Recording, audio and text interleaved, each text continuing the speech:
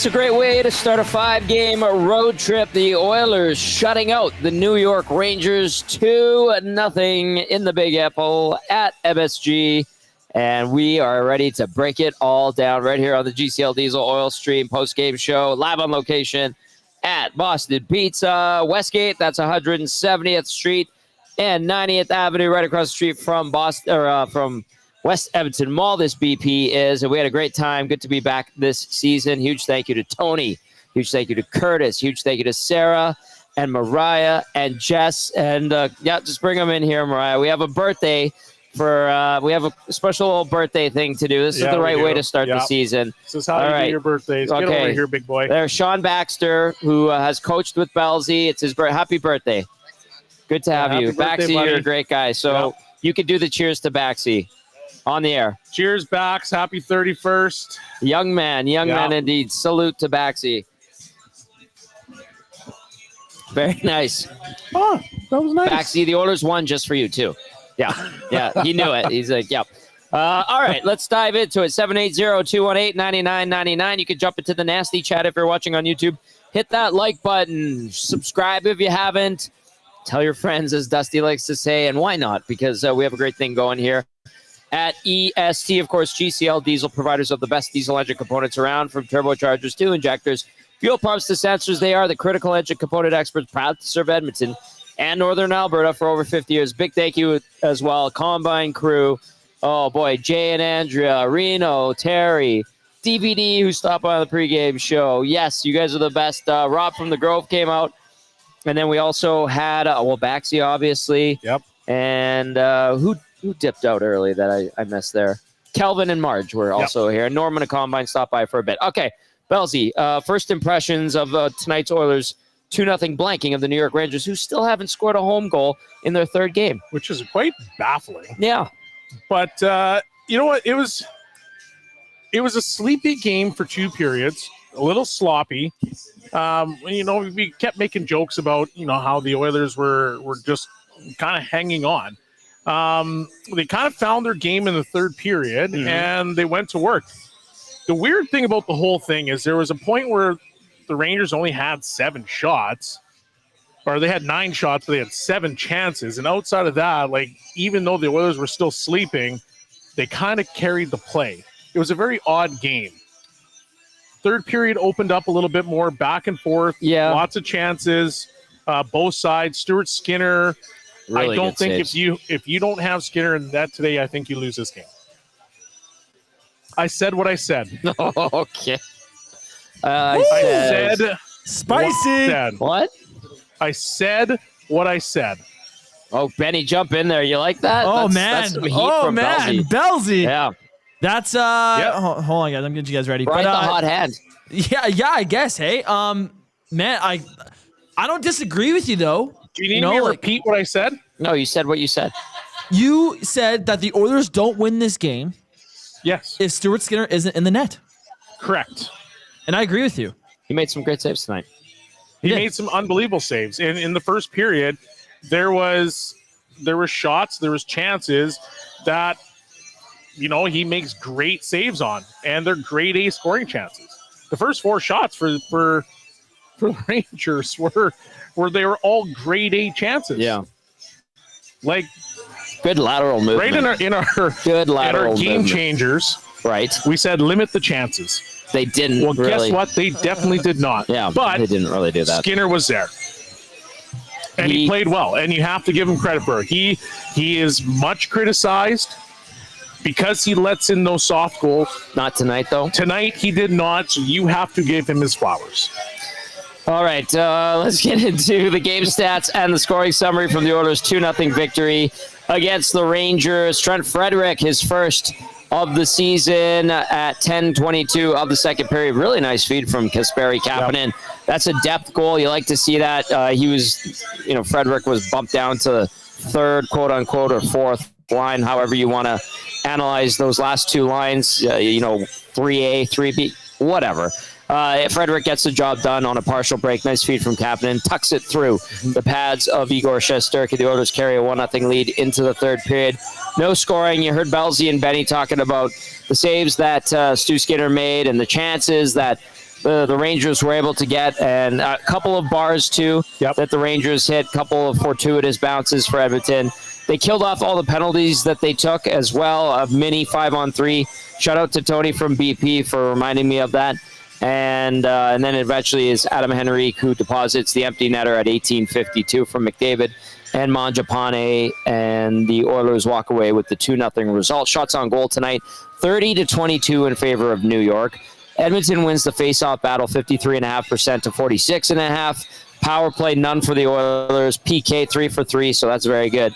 Hits, 13-11 officially in favor of the Rangers. Block shots, 23 for the Oilers. I think that's something that they did really well, getting into lanes, getting sticks on pucks. They ate a lot of pucks. Great way to describe it. 23-11 block shots there in favor of Edmonton. Giveaways, officially 18 for the Oil, 13 for the Rangers. Takeaways, 6 for Edmonton, and just 1 for New York. Your 3 stars tonight. Stu Skinner, number 1 star. Trent Frederic, number 2. Igor Shesterkin, number 3 star. All right, you guys want to any other thoughts before I dive into the inbox and the nasty chat? It was a sloppy game, and I think good teams find ways to win. And that's exactly what happened today. The Oilers they're a good hockey team, and they found a way to win. They battled through it. They kept themselves in the game. Stuart Skinner gave them obviously the opportunity to win, but I mean they were laying the body on the line. And there was times where, yes, they gave up the chance, but that secondary opportunity that was sitting there, because oddly enough, the Oilers were in a decent position. Yeah. They were able to get their stick on it, or they were able to, block the shot, which then limited that last, that secondary opportunity. So, it was sloppy, but they were resilient in the way that they came back and found a way to get that win. Am I the only one who thinks that the Rangers' most dangerous line was the fourth line, Carrick with Edstrom and Rempe? The 2 towers with Carrick? Yeah. Go ahead, Benny. That's exactly what I was going to bring up. Their best line was their fourth line tonight. Sam Carrick was flying. So was Rempe. Lundstrom is the other one. Was it Edstrom? Edstrom, I think it was. Edstrom, sorry. Like that line was buzzing all night. They were the best line for New York. But you made a great point, Belsey. That's exactly what it felt like. It felt like the Oilers leaked high danger chances. Stu was there to bail them out on those high danger chances, but they did a good job of eliminating any other secondary ones that would come after that. When games get out of hand is when if your goalie's playing well, you can make that first save, but it's that next save where usually he's out for the count for. And if your team's not there to bail him out, then you're probably playing from behind for the rest of the game. So the Oilers did you can't say they did a great job today with that, but they helped themselves out a little bit in that sense. But it was a slow, not very just like a meh game. Oilers didn't play great, but they got the win, and that's I guess that's what matters. They got 2 points. A lot of weird bounces too on that ice at MSG. It looked like tennis ball being bounced around there at times. So I don't know what was going on, but both teams had to deal with it. Speaking of that fourth line of the Rangers, that probably was the most effective. Rempe, I remember you came up to me and you're like, how would you like to have a 6'7" winger on one side and a 6'9" winger on the other side? No kidding. I and then feel Carrick like down I'm the middle who's got a little bit of toughness there too. He does. So Yeah. That was a very good looking line the way that Tonight they played today. Yeah. They cycled well. They did a lot of good things. Carrick with a couple really nice chances. I think one went off the bar. He had that one. Remember, flush against the crossbar and out. And Skinner made a big glove save on him in the third period, and actually to open up one of the main chances. It didn't Carrick have another one net front when he was trying to drive across the post? Honestly, with the way the Rangers played, probably. Yeah, he had some really good chances, and it was there were a lot to handle. Both goalies were great tonight. Actually, Shesterkin had to make some good saves. Shesterkin played pretty well tonight. The Frederic goal, it's a breakaway. I'll say this too. I thought that was Frederic's best game as an Oiler. I noticed him a lot tonight. Outside of even just the goal, I thought when he got put on that third line, it seemed like he carried that line and felt like he was the guy pushing the play on that line. I really liked his game tonight. I thought it was really it was nice to see. It's nice to see for Frederic. Speaking of lines, we saw the blender come out about midway through the second period, was it? Yeah. And you saw a number of different combinations. The McDavid-Draisaitl combination, that duo was split up, and they had their own lines. There was Podkolzin and Kapanen with Draisaitl for a little bit. McDavid had a couple of different sets of wingers at times. So interesting that Chris Noblock did that. Belsey, I mean, put your coach's cap on. Why? Well, I don't think they were generating anything. They were overpassing. There was lots of situations where if they were on their game, those pucks are going to go, they're being snapped into the net as opposed to that overpass. I mean, the one play that I remember, I think it goes east-west to Draisaitl. Draisaitl has the opportunity to shoot the puck on net, but then he tries to pass it again. To Nurse, but was it to Nurse or was it to Kapanen? It was kind of in no man's land. No man's and that just was, and that was just a perfect example of where the Oilers were tonight. They were just a little bit sloppy and misjointed, and splitting those two guys up, I thought gave them a little bit more depth. I thought that Roslovic was playing well, so he should have been rewarded with playing with a different guy, and it just gave him a different look. And then anytime you have Draisaitl and McDavid split up, it's hard to now say, okay, who's my top pairing going against? Mm-hmm. Is it Draisaitl? Is it McDavid? Mm-hmm. Because they're both dangerous in their own right, and so now it's a bit of a matchup nightmare is the best way to describe that. So I think that it helped them, and it helped get the Oilers going a little bit in that third period. Just a thought here. Do you think it was at all deliberate or planned ahead of time by Chris Noblock to split those two up? No, I don't. Okay. I think that they were very much. They're fighting. Is lethargic the right word? What? Lethargic in the way that they played? No, I think that's fair. And they were overpassing. Both teams were. Yeah, both teams were. But normally you see a little bit more jump out of those two and split them up. Okay, they're getting a little bit too fancy, too complicated with what they're doing on the ice. Okay, fair. And let's have a little bit more straight line hockey. And it ends up being a 1-0 lead, and then eventually the empty netter gives them the 2-0 final. All right, let's go to Big Dave. Big Dave texting in via the inbox 780-218-9999.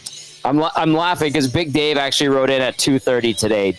Trent Frederic doesn't bring anything, but you hope next time you see him, he's got something good. Game-winning goal tonight.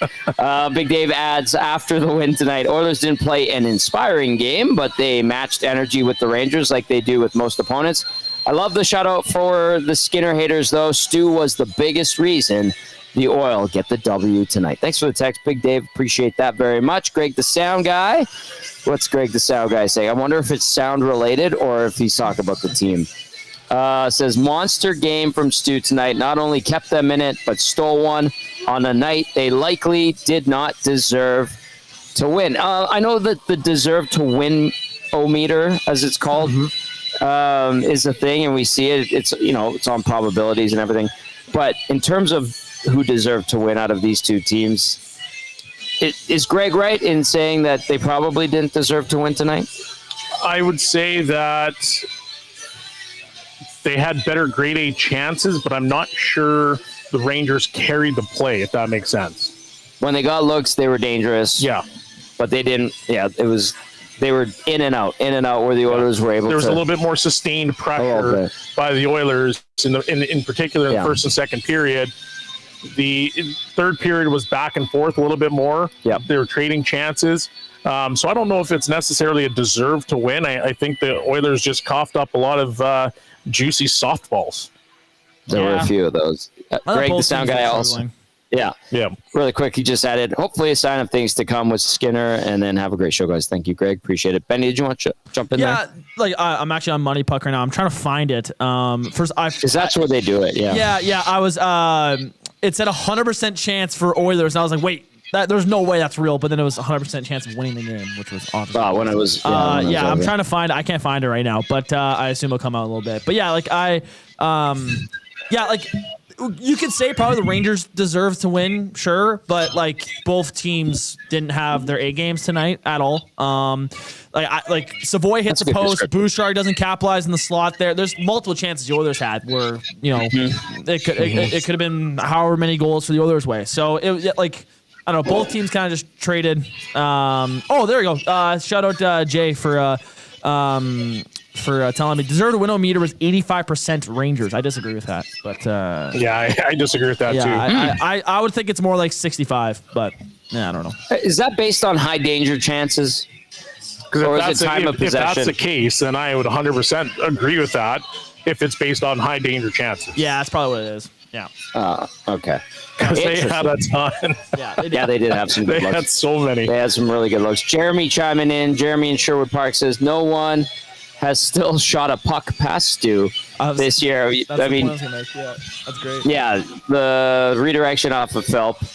Then the high stick that was called a good goal. And then, I guess, Blake Coleman swats one in off of absolutely dumb play by Stuart Skinner. Good point, Jeremy. Jake from Ontario chiming in. Let's hear from Jake from Ontario. Says, this is the best start of the last 2 years for this team. 3 seasons, 2 years. I know what Jake from Ontario is saying. What do you think is so far different this year, especially after 2 short off seasons and having a younger team this year compared to last year? The team just seems different so far, and in a good way. Sean, do you want to? Yeah, I can jump in. They look more connected. That's a term that a lot of hockey teams use. Mm-hmm. They're not running out of position.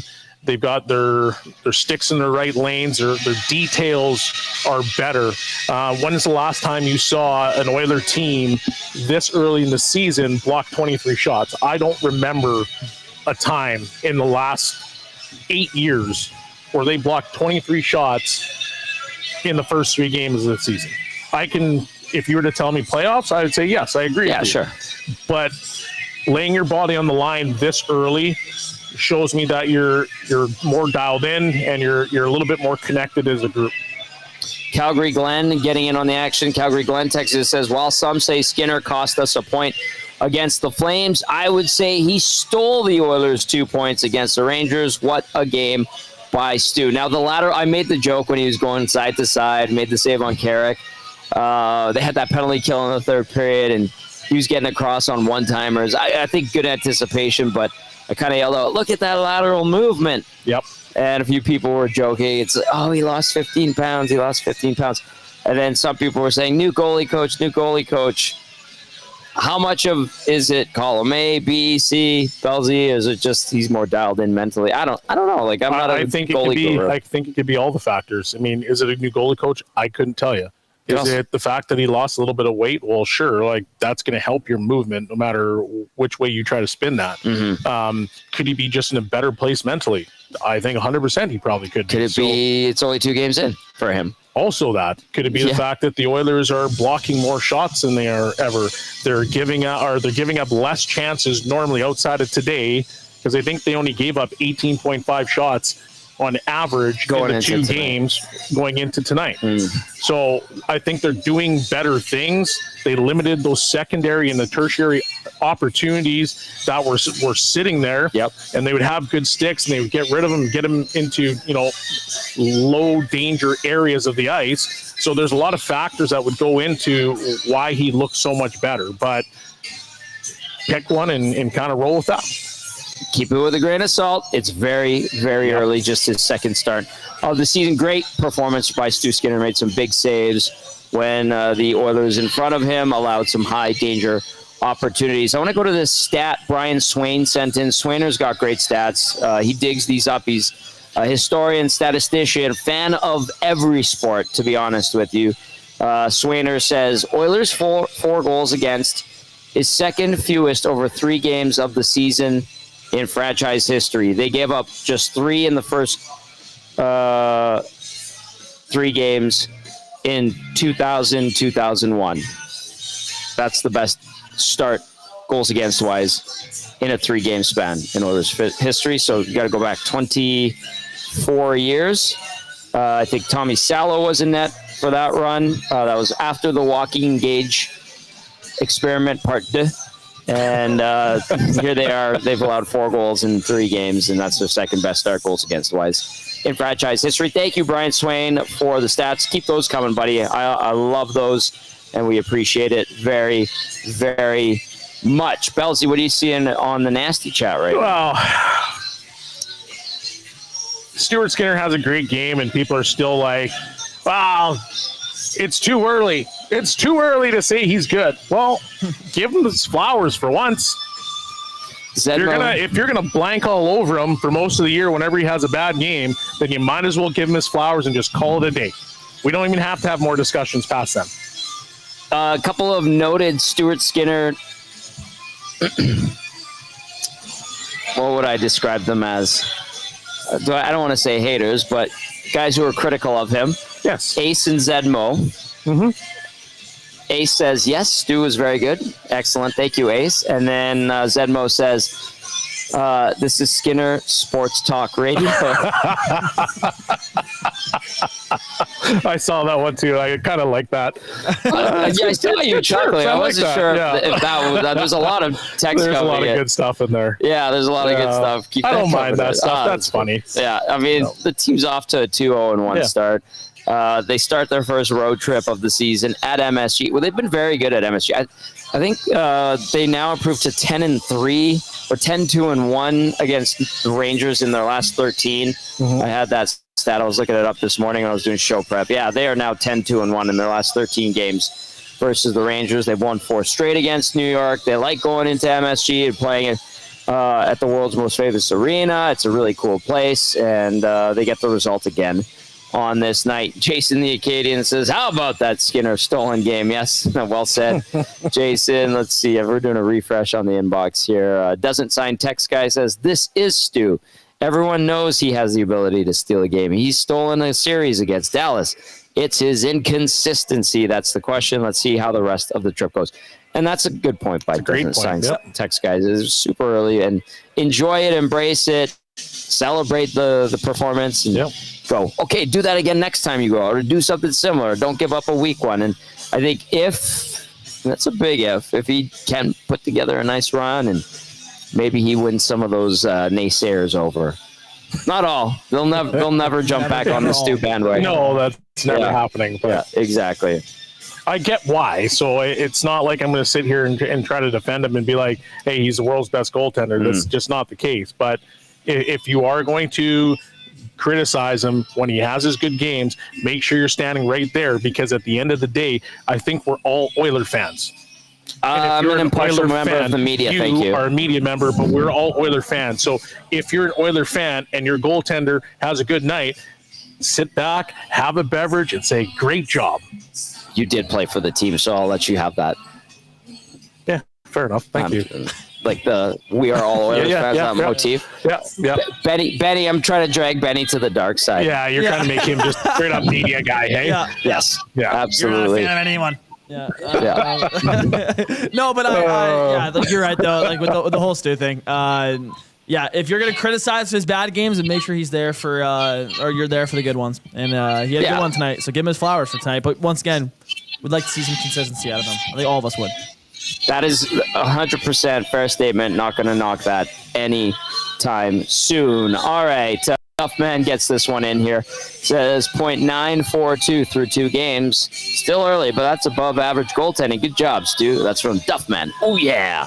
We're going to get to the turning point of the game, presented by Advantage Sport Medicine and Physiotherapy. Connor McDavid's got a team of specialists. You've got a bag of frozen peas.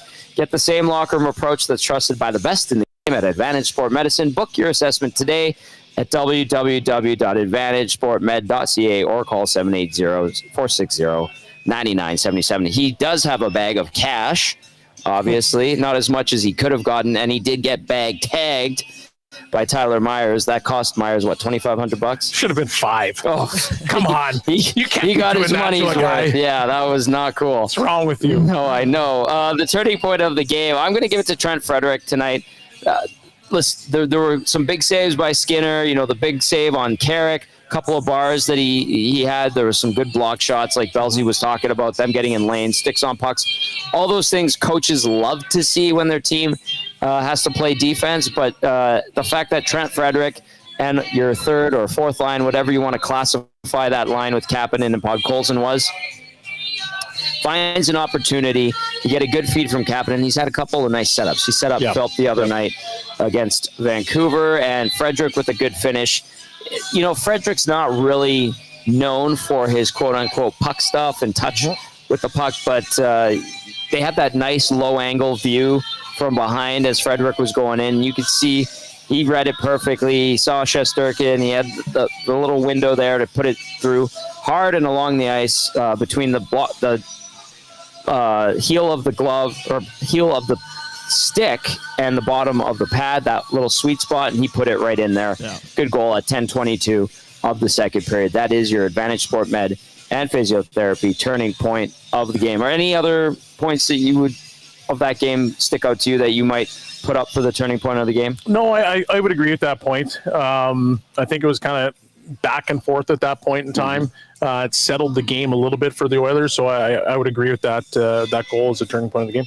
Well, we'll get to this from Coach Mike in a second. Benny, any thoughts on the turning point of the game? Yeah, no, that's pretty bang on.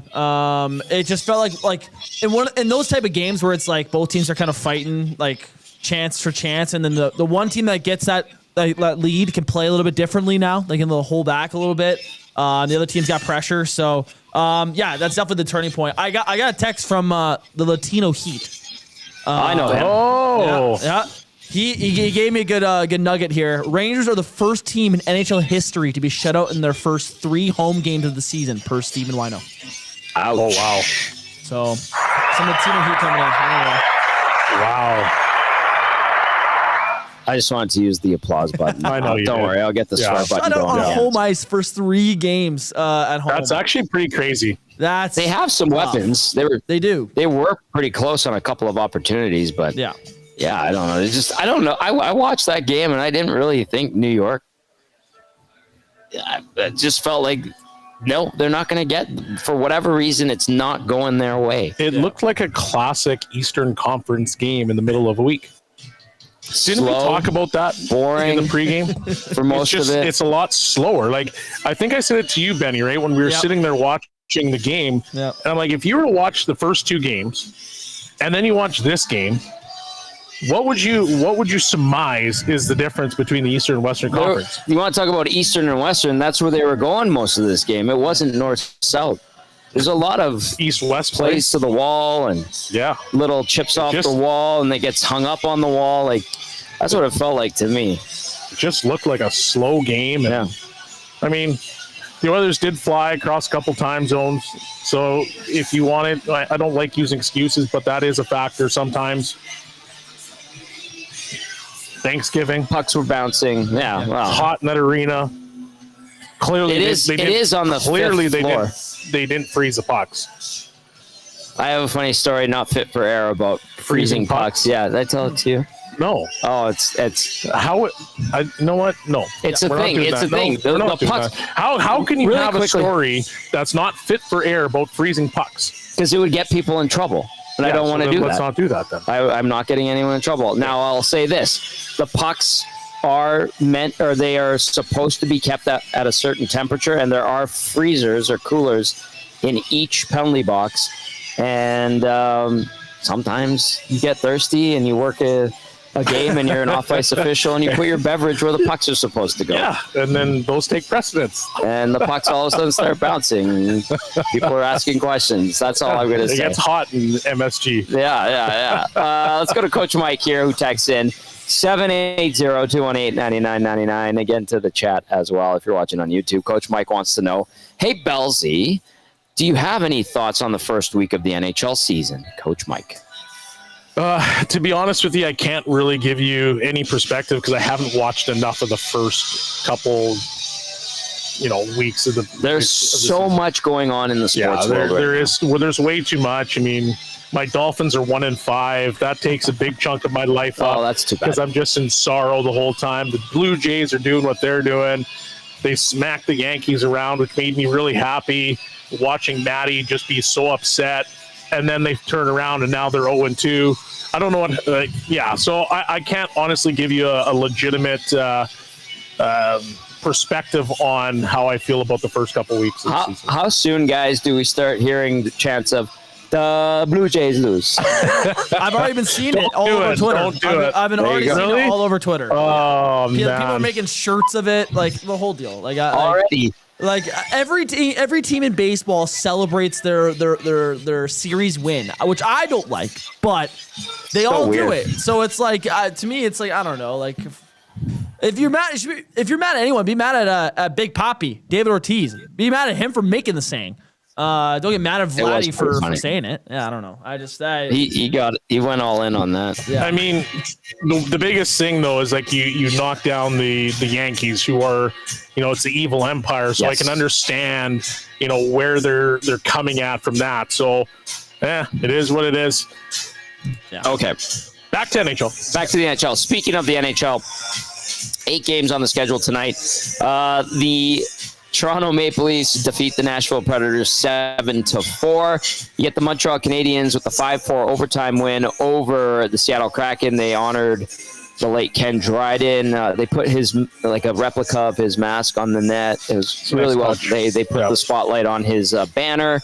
Really, really well done. That's that organization, that franchise. That's how you do it. That is how you do it.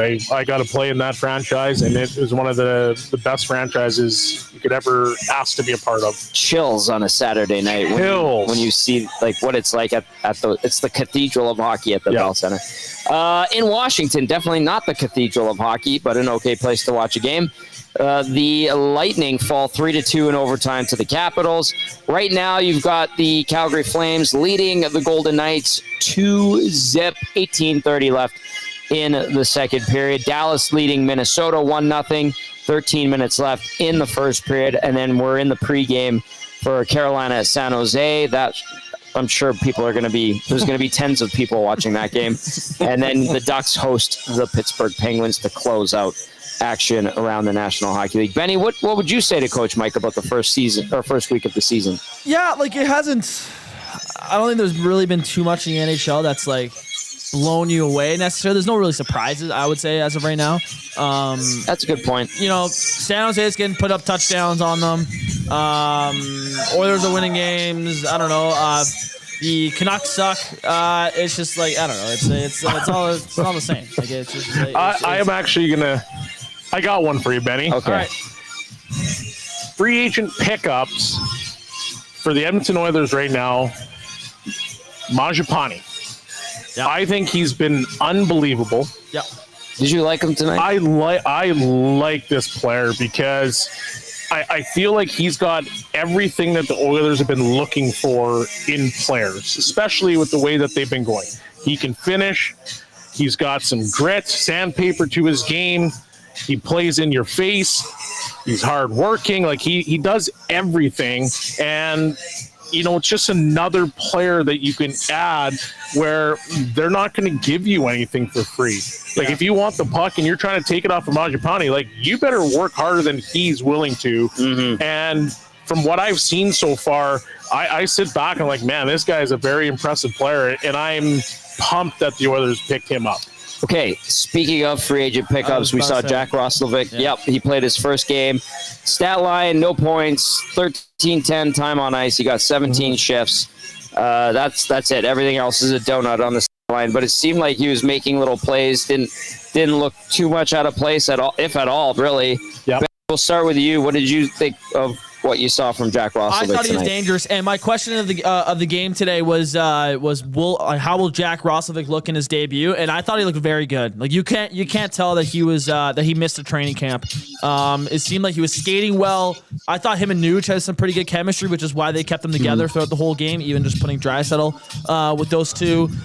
Just a lot of little small plays around the boards and just getting pucks to Nuge and Draisaitl that maybe the casual fan doesn't see, but when you look deep and analyze the game, he makes those little plays that free up space for Nuge and Draisaitl or whoever his winger or his line mates are going to be. So I really liked his game today. I thought he looked dangerous, looked good, and it seemed like he fit well with the Oilers. Belsey? I like it because he gives him another skill option. He's a decent-sized player. He's got a lot of speed, a lot of skill. And now when you look at when Hyman comes back, if for whatever odd reason they don't get rid of him, because apparently that's a rumor, he now adds a different dimension to your top six. And you've got Hyman in your top six. You've got Roslovic in your top six. You have the ability now to split up Connor McDavid and Leon Draisaitl, so you don't have to go nuclear if you don't want to. Right. But you still have the ability to put the puck in the net, because one of the things that's hampered the Oilers for the last few years is that Leon's playing with Podkolzin and Kapanen, and this is not disrespect to those two players, but they're not top six wingers. They're third, fourth line guys, and they're great in those positions. Yeah. Second line is a little bit too much, but now you have a guy that can score goals. He had 20 goals last year. Whether he's streaky or not is a whole different story. You add him with Leon Draisaitl or Connor McDavid, you're now just giving yourselves more options, and you're a lot more dangerous of a team. Belzy, who was saying that someone is expendable when Hyman comes back? Well, I saw some reports where they were saying that November 1 is going to be essentially like the test date. And if Hyman comes back and they want to get rid of Roslovic, they have the ability to do that because he can submit his 5 or 6 team list. Right. And so I saw a report on that. I said, well, that doesn't really make a whole lot of sense, because if you're the Oilers, you want a guy like that in your lineup. I would assume as much. I mean, that's really diving into it, and to me, a bit like, I understand the logic behind that, because the no movement thing kicks in November 1st. Yeah. I get that rationale. Maybe there is some truth to it, but that just seems like a release valve if things go completely south in this first month as an Oiler. Yeah. Or first 3 weeks as an Oiler. It's. Well, if he feels he's a good fit. If he's a good fit, he's a good fit. And what's the problem with having too many players? We saw that last year with Florida, having Marchand as a third-line guy. Yeah. He's not a third-line guy on any other team. So having depth and having too many good players is a wonderful thing. To the point where they're sitting a guy, Noah Philp, tonight, who played a pretty good game, scored his first NHL goal on Saturday. You just have a lot of veteran guys. Listen, I feel like the Ike Howard thing is a bit of a testing ground for him to see where he's at, and if they need to, they can send him down.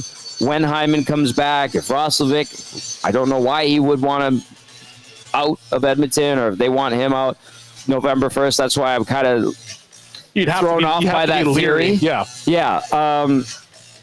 Like Curtis Lazar, you could make a move there. You could and then Janmark has to come back as well. Depending on how things go with Howard, he could get some seasoning in Bakersfield. Like, you don't have to get rid of. Well, I don't know. I'm a bit thrown off by the Roslovic. Yeah, it didn't really make a whole lot of sense when I was reading it today, because when you think about where the Oilers are, is, well, they've been looking for wingers to play with McDavid and Draisaitl for a long time. So having guys that can do that to make them even more dangerous, especially splitting them up, that just doesn't make a whole lot of sense to me. But yeah. Okay. Well, that's an interesting talking point, but I don't see that happening. Anyway, some thoughts on Roslovic. I like it. Keep those coming in, 780-218-9999. This one says, Roslovic looked good tonight. I see some seasoning in the AHL in Howard's future.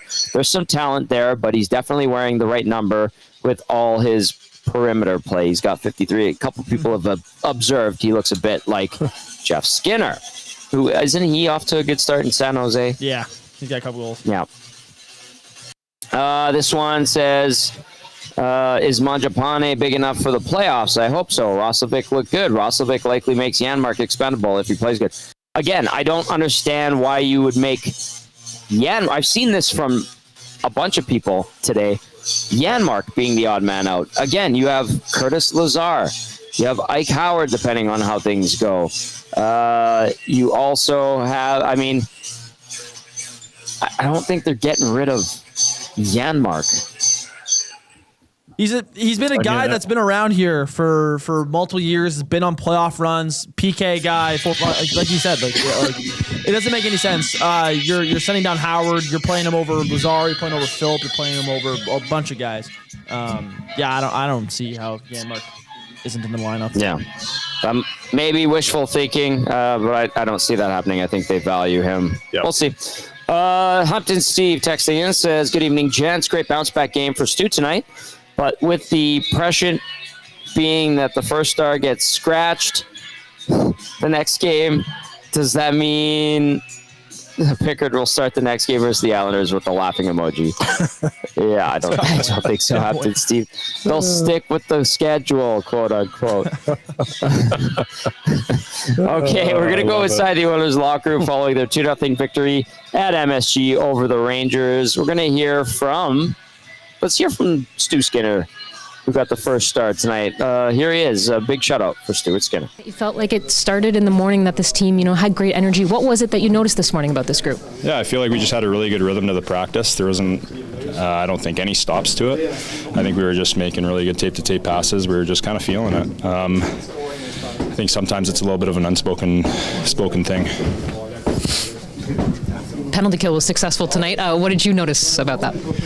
I think I think the biggest part was massive blocks at big times, especially when we were on the kill for 5-on-3. I mean, they got some really good chances, and they were moving the puck really well. You got to give a lot of credit to their team. I thought they played really well, but the way that we defended, the way that we just battled block shots, Rico had a massive one. I mean, you can name every single guy pretty well how hard they worked in our end. Did you feel like you were able to get into a rhythm early, and that's potentially why you were so successful? Yeah, maybe. I think I was feeling. I mean, same thing as everybody else. I think we all felt good in the morning. I felt good in the morning, and then you just kind of carry that on, and you just continue with that. Being able to make a couple of good saves at the beginning always helps.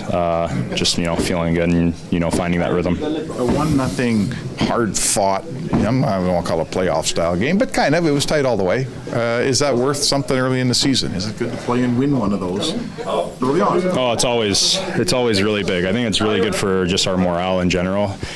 Being able to fight one off, being able to battle, grind, win a game in just a hard way. I think that was a man's game out there, and the way that the guys played, they deserved getting the 2 points tonight. Unfortunately for you, lost in a good performance by you against Calgary was the goal that went in that everyone was talking about after. Is this a sign that, that was, you said you'd move that out of your game and you're playing pretty well and you're happy with it? Does this confirm that for you? I mean, yeah, I think no matter what, if I'm playing the way that I want to play, then I'm going to feel good. And you just want to carry that on despite wins, losses, and despite external ideas or thoughts or whatever's going on out there. Is there something about this building that kind of brings out the best in you? You played well here in March. You've had some good showings here. Yeah, thanks. Yeah, no, it's it's a great building to play in.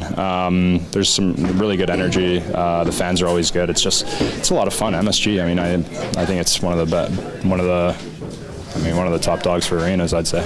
Stu, this team's now been shut out 3 straight games in this building. I mean, I'm sure you knew that going in, but when a team's struggling to score, can you tell as a goalie if they're gripping the sticks a little bit too tight, or what are you seeing out there as a goalie? To be honest, I didn't know. Calvin told me that right after the game, and I was honestly pretty shocked because of how they did play. I don't think you looking at them, I wouldn't imagine you're saying that they're snake bitten or that. I mean, maybe they're snake bitten, but they made some amazing plays. They got some really good chances. They were fighting, they were battling. I don't think there's really much to say.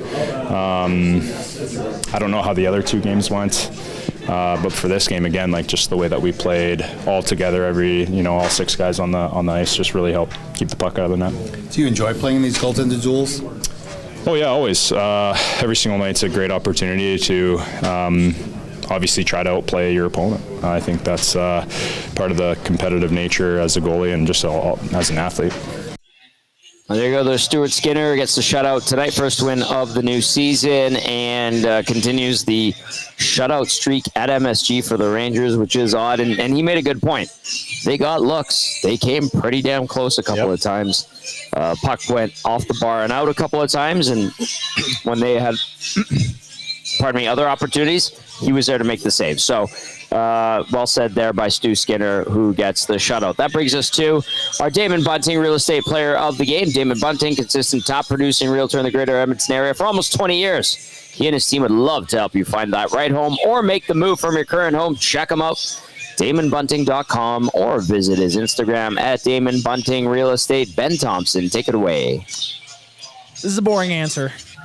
but it's the guy in nets, the guy we just heard from. Sorry, Stuart Skinner. I mean, he was the man of the game. Stood tall, made some big saves. Stole a couple.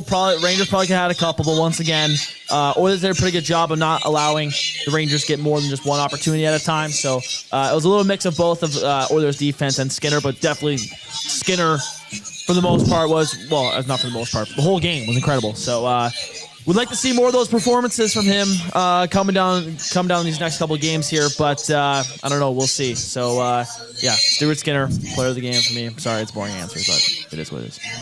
Don't be sorry, be Benny, okay? Yeah, okay. Benny. That's a old man joke.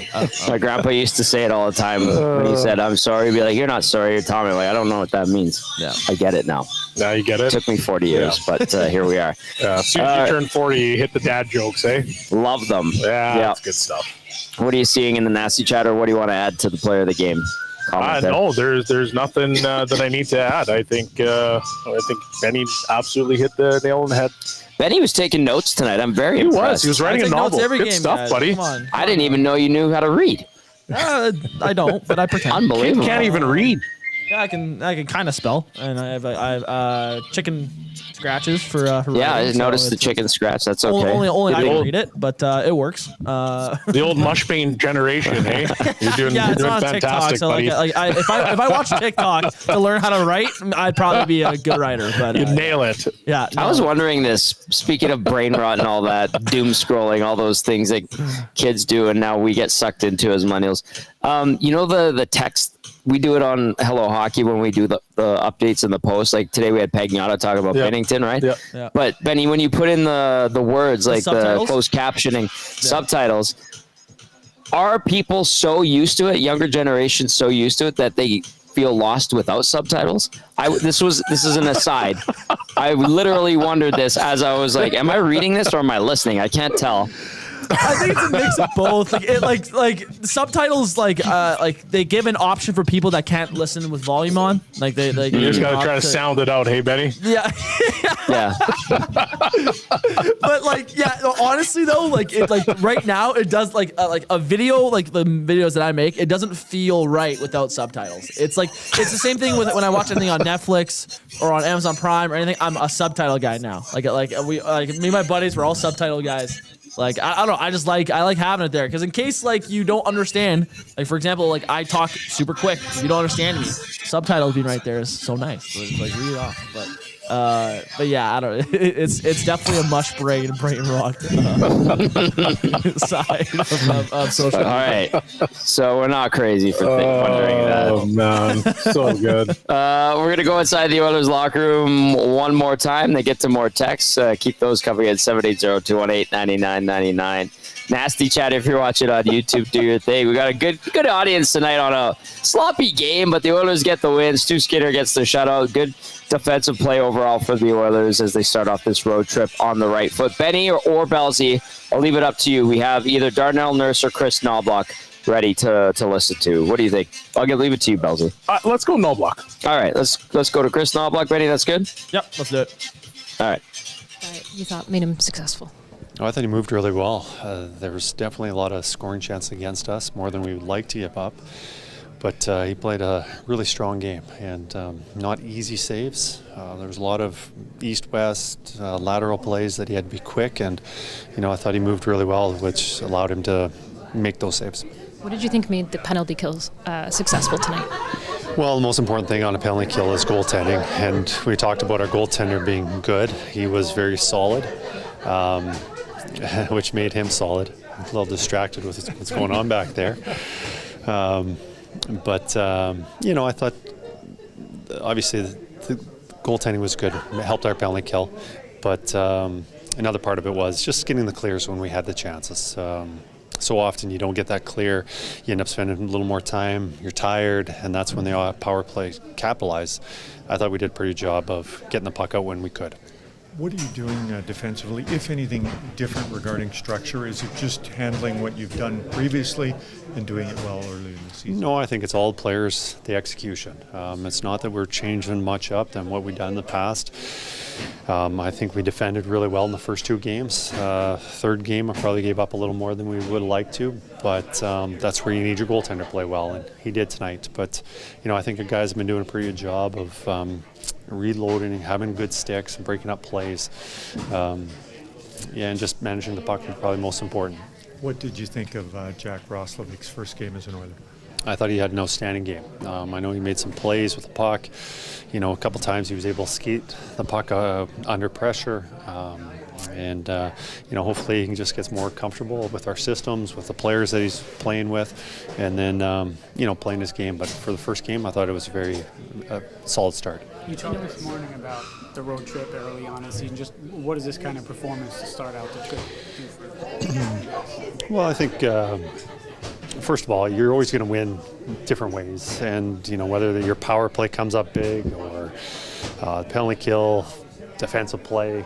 Tonight we won a game, goaltending certainly helped us. But, it takes a little more pressure off when you heading on the road, when you win your first one. Obviously coming here, playing against the Rangers wasn't going to be an easy one. And, the fact that we snuck out, got the 2 points, just makes everyone feel a little bit better about themselves and can feel a little more confident playing the next one. I know it's early in the year, but what does it say about this group that you're going into the third period up 1-0 and you're able to close that game out? Well, obviously we didn't close out the game, our first one against Calgary, the way we wanted to. And tonight, our first period and our second weren't very good. I definitely thought our third was better. We gave up a couple chances, but overall I thought we checked really well, which as a coach you always want to see them playing their best in the third period. And the fact that that we've been playing pretty good hockey, I think we had a lot of confidence and we were able to withhold their push in the third. What led to the line shuffling late in the second and into the third, and what did you make of the results from it? Well, I'm not necessarily. I definitely thought we played better in the third. I don't know if it was because of the line shuffling. We just felt that they had more of the momentum. They had better scoring chances, and we just wanted to kind of disrupt that system or their rhythm. A lot of that had to do with line matchups. So we switched up our lines, kind of get away from their line matchups, and then guys responded. They played well in the third. What do you think of Jack Roslovic's first game? Jack played really well. Was able to skate the puck out, made some good defensive plays, so we were happy with him. Okay, that was Chris Noblock. So, he didn't praise on his team. He gave them credit where they were good, but he did say a lot of chances given up. Didn't at the end there, didn't like how things were going lineup-wise with the matchups, had to switch things up.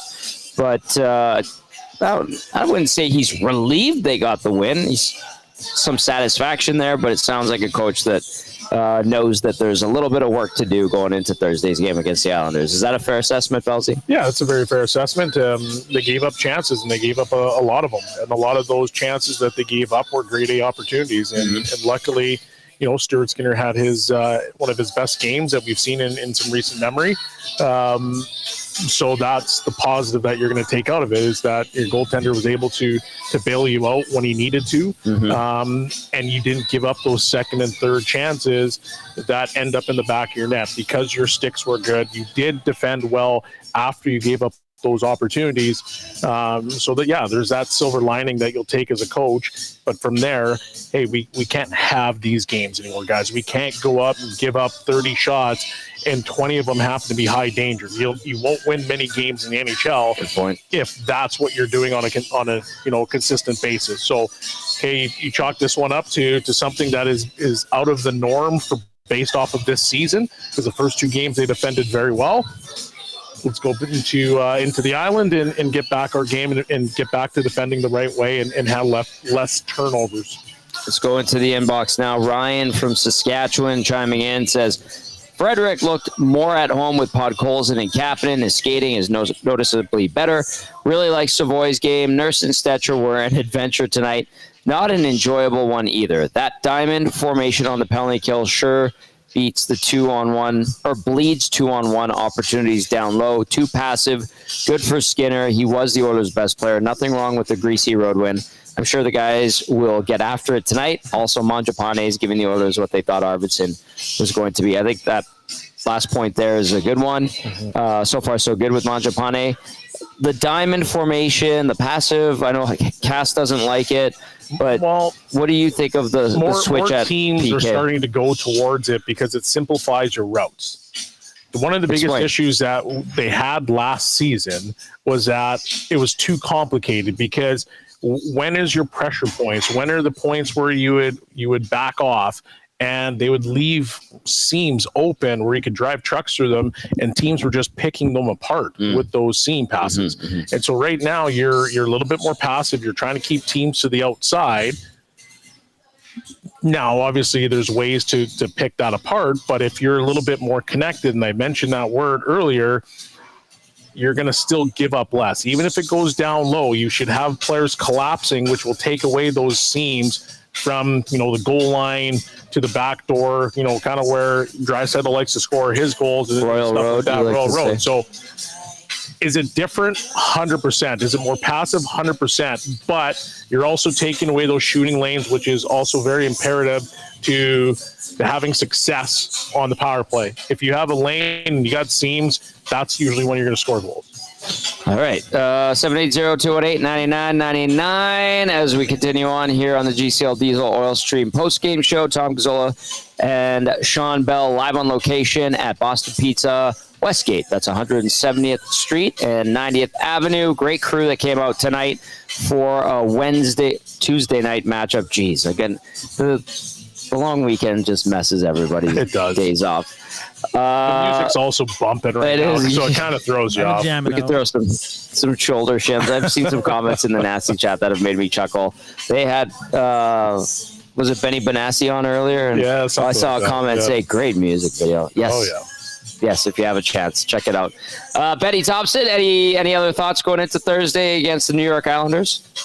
No, I would just don't go too hard tonight. Is what I would say to the team. Enjoy your night, but make sure you're there for Thursday. But no, it's another game against a team that's kind of meh in the Islanders. So usually this means it's a trap card game, but I hope it's not. Or there's another good Russian goalie in Sorokin. So it'll be a good test for them on Thursday. Matthew Schaefer, first overall pick, flying around everywhere. It'll be fun to see him play his first game. But yeah, I'm excited, and it's good. The Oilers are off to a good start. Belsey, what would you say going into Thursday for the Oilers? Just find a way to limit the scoring chances. As much as the Islanders are the Islanders, they still have guys that can put the puck in the net. They have Schaefer, like Benny you just mentioned. There is still a little bit of a danger element, and it's also a bit of a trap game because you're probably not sitting there saying, hey, I need to take the Islanders as seriously as I have to take the Rangers. Just a different game. They play different styles, so make sure you're ready to go. If it is rookie party, if you are going out, enjoy it.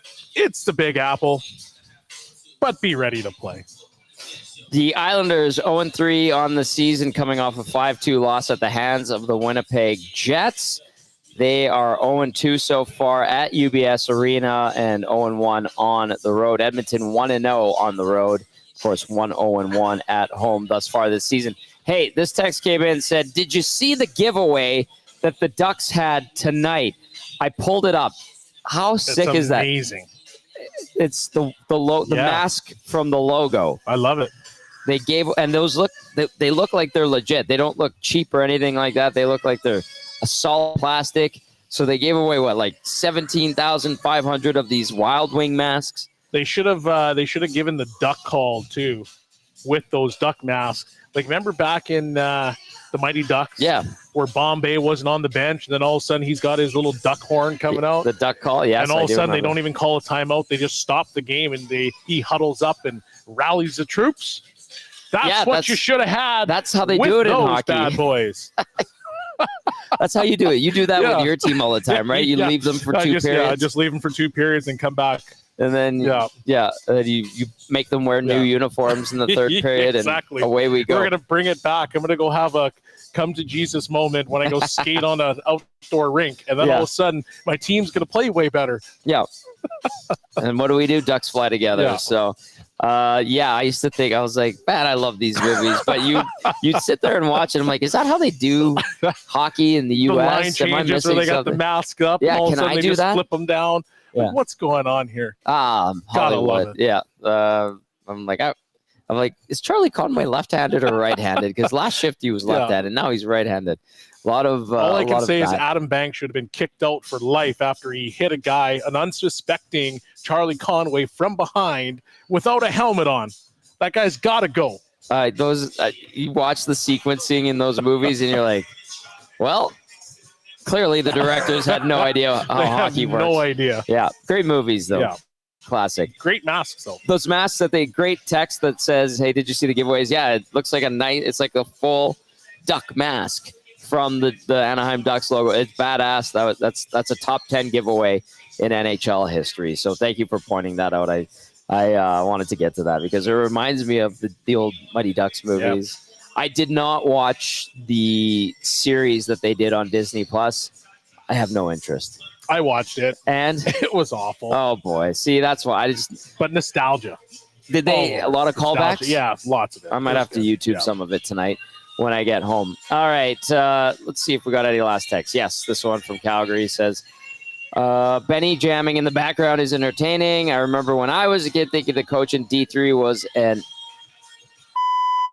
Now I watch it. Can't stand Charlie in that movie. Yeah, because Charlie kind of turned into a brat, right? Yeah, he did. And he went from being like a mucker, like middle six guy. Don't forget who you are, Charlie. Yeah, and all of a sudden he's like the best player on the team. Adam Banks is the best player on the team. Yep. Let's not kid ourselves here. Unbelievable. Yeah, the sequencing and all of that was a bit muddled, if you will, for a lack of a better term. Benny, anything else? Or are you good? No, I think it's about it. Not the greatest game for the Orange and Blue, but they got it done. So that's we should all be happy. Another 2 points on the board, Bellsy. Yeah, great, good win. Good teams find a way to win. And Stuart Skinner, you had a hell of a game, and hopefully you can string a bunch of those together. And one more treat for Oil Country. The Golden Knights have cut the Flames' lead in half. Jack Eichel with the goal about 5 minutes ago. 4.5 left to play in the second. The Golden Knights, they're pressing a little bit. Hopefully, if you're an Oilers fan and despise the Flames that much, one of these teams wins and it's not Calgary, and do it in regulation. I think Oilers fans would be happy with that night. Indeed. All right, that's going to do it for the GCL Diesel Oil Stream post-game show. A huge thank you to Tony and the entire staff here, Mariah, Jess, and Sarah at Boston Pizza, Westgate, 170th Street. They have their Sim Golf League. It's starting up this fall. They also have NFL football on Sundays, and our good friend Curtis, who owns and operates this place. It's his birthday on October 26th. We are live on location for that night. Our next on location tomorrow, Subway at lunch for the Oil Stream and the Lock Shop. Join us, Sunwapta, that's Stony Plain Road and like 187th Street. Free 6-inch sub with the purchase of anything else. So you get a pop, get a 6-incher for free. So it's going to be a good time. Come join Dusty and myself. That's going to do it for the Oil Stream. Big thank you to everyone at BP. Big thank you to Bellsy. Big thank you to Betty Thompson and to everybody who came out tonight. Everybody who watched, everybody who listened. We appreciate you so very much. Edmonton now 2-0-1 on the season. A 2-0 victory over the New York Rangers. Stu Skinner gets the shutout. Until tomorrow, have a great night.